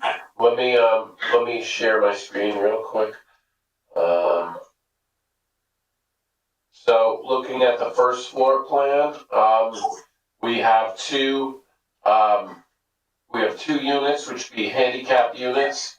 So they're at grade, and all the facilities would be accessible within the unit. So that would be the other floors. Basically, there's stairs. The only need to be required is the ground level units. And there are two of them. Yes. So basically, a third of the units would be accessible. Okay, thank you. Commissioners, any other commissioners have any questions? Chairman, this is Commissioner Yes, Queen. yes, Commissioner Dean, go ahead, please. It's not a question. I have a counter proposal, suggestion. Should I wait for the end or can I tell it myself now? What is your suggestion? So, the mail room, which is in the first floor under the staircase, which is very tight location, I believe. And here's my, it depends on the acknowledgements of our fellow commissioners. That here's my suggestion that maybe we can have one bedroom or maybe 1 2-bedroom unit in the first floor, and we can have maybe a open community room and mail room, which would be more. I think it would give the occupants a space to get together. I know there's a space to get together on the roof, but I believe we can have maybe a reading area. Because we just approved 41 Godwin Avenue, which is kind of like similar sized lot with 5 unit building. And if commissioners think that it is better to just lower 1 unit in the first floor, it's gonna give maybe more space for the mail room and also a community room. It's just a suggestion and put it out to the board, whatever commissioners think. We really look at that carefully to see if architecturally we can do it. That may not be easy task. We would have to take a hard look. Mr. Well, Rubin, one thing, let me just say one thing. Unit 101 is 739 square feet, so where 600 is the requirement, we have like, at least 10 by 10 we could take out of that unit, but I don't believe we need to take that much out. So we can have, expand the common area and as a condition and have another mail room adjacent to the rear apartment there. So I don't think it would negatively impact it. I think you'd still have a larger apartment, and then we would have an additional mailroom space that would be required. Matt, can you put the plan up and show me exactly what you're talking about? Sure. Pull the plan up.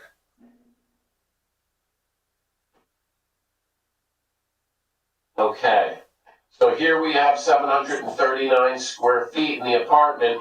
The door here. So basically, we just carve out, push the kitchen back a little bit, and carve out a little extra vestibule space, and have a package area in there. So, as I mentioned, we wouldn't need 10 by 10, but we could put maybe add another 50 square feet for additional package space.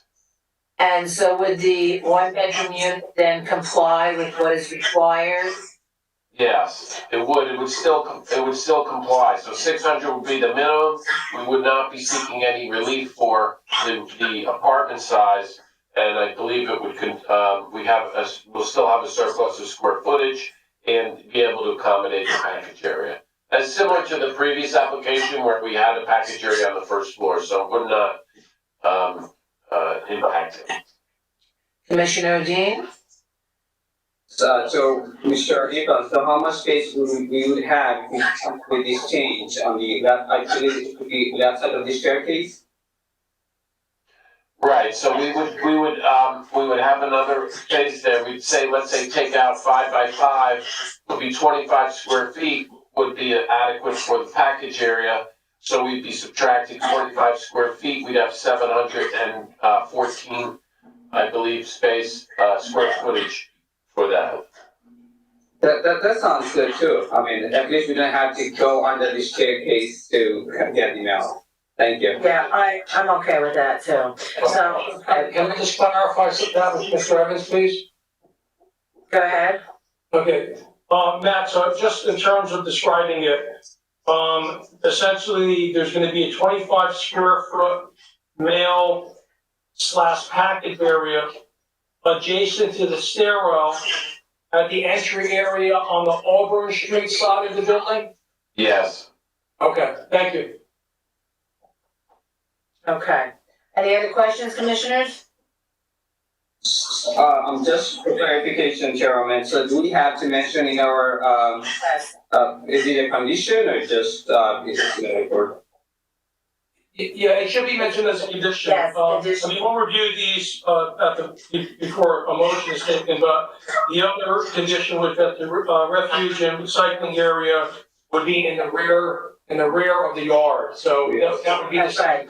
That's right. There's two conditions. Sounds good, thank you, Mr. Rubio. Okay. Okay, any other questions, commissioners? Okay, hearing none, I'm gonna ask, Mr. Rubin to please, did somebody just call me?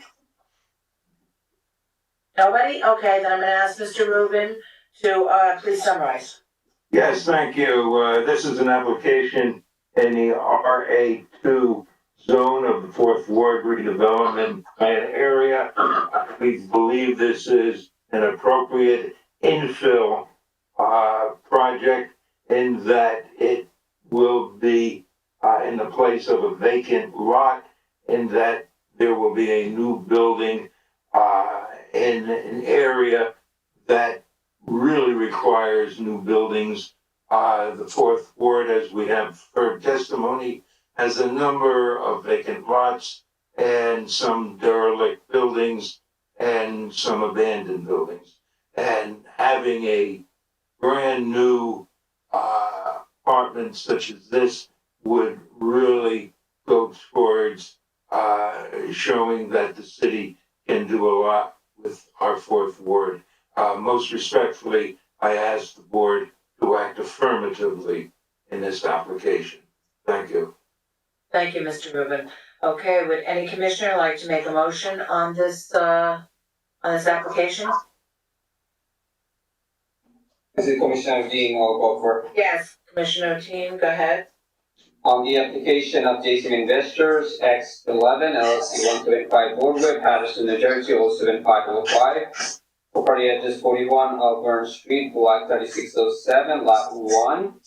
I move that the attorney prepare a resolution granting the site plan approval for Variances subject to city engineer and HE Soil Conservation District approval with the condition of a bigger mail room, which is I believe 25 square feet, if I'm not wrong, and the water meters are going to the rear of the building.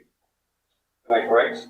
I believe you have to, I don't know, Mr. Acquisi, does he have to mention that the actual first floor of one apartment will be, the square footage will be less? And that's where they're taking the mailroom, that mailroom's will be placed in that area? I can just clarify it, and it's similar to what I indicated before. It's a 25 square foot mail package area, which would be adjacent to the stairwell from the existing apartment located at the entry area on the Auburn Street side. And I can just obviously word that in the resolution correctly. Okay, perfect. Okay, do I have a second? Second. Second by, I believe that was Commissioner Fisher? Second. Yes. Thank you. Roll call, please. Thank you, Madam Chair. Vice Chairman Adine? Yes. Commissioner Fisher? Yes. Commissioner Figueroa? Yes. Commissioner Fuller? Yes. Commissioner Santana? Yes. Councilman Khalid? Yes. And Chairwoman Rucker? Yes. The application is passed by 7-0 vote. Thank you. Congratulations. And now I'm going to ask Mr. Deutsch, do we have any other business this evening? Mr. Deutsch? We do not have any further business this evening. Our next regular meeting is 2 weeks from this evening on September 1st, Wednesday, 2021. All right, Okay. and Yes, I have a question. Go ahead. I'm sorry to do this, I'll make it as quick. The mandatory training courses, that Mike, you sent the email on, the PDF, I was gonna try to see what I could fill out, but it looks like, I gave you my date, but it looks like most of this has to be filled out by the municipality. Okay, I'll be back in the office on Monday and I'll give you a call then, Commissioner. Sounds good. Yes, I just want to tell everyone, if you have not taken your test, okay, you must take this test to serve on this board. I can't stress that enough. And it's also important that you do it for a lot of good reasons. So, go for it, set up your appointments and do the right thing. Thank you very much, and I appreciate everyone's time this evening. Have a good evening, and, I'll see you on the 1st. Good night. Good evening, everyone. Night. Good night. God bless. Good night. Night.